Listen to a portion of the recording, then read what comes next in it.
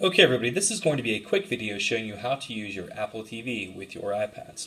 The first thing that you need to do is to turn on your projector the same way that you would any other way by pushing power and then display.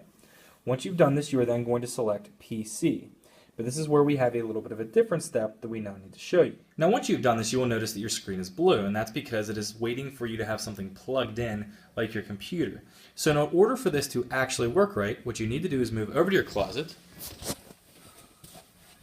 and you can see all the different options that we have in here. Now, if you look in the bottom or the middle left over here, and we see that we have a couple buttons here, including one that is called ATV. What you now need to do is click on ATV, and it will shift you over to your Apple TV being on your screen.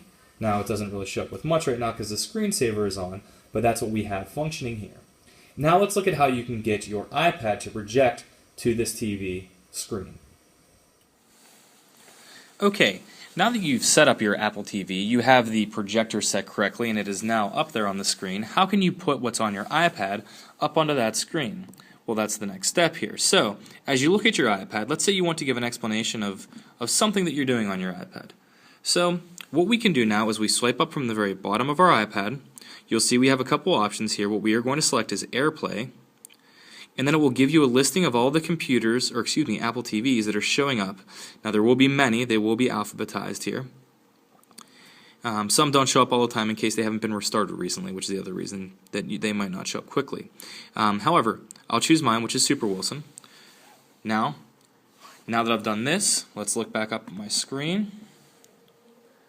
And you can see that it is now up on the screen right now, and I can actually use it. Notice that on the actual Airplay menu, I chose mirroring to be on. That's whenever the green swipe is on.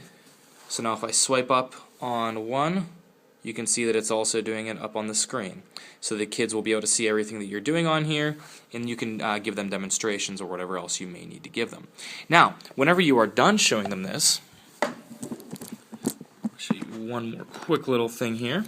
If we swipe up from the bottom, we come back to that same menu wherever we selected to Airplay before.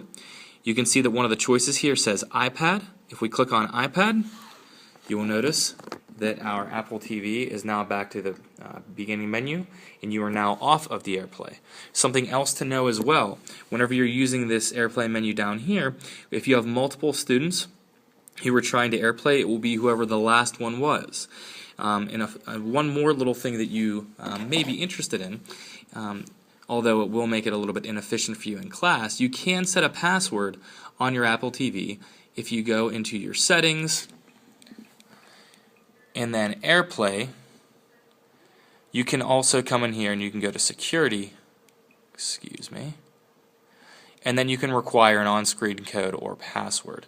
So those are different things that you are able to do if you want to make it more secure. However, we really haven't had too many issues in the past with people using the wrong Apple TV, so I wouldn't be worried about it just yet. Okay?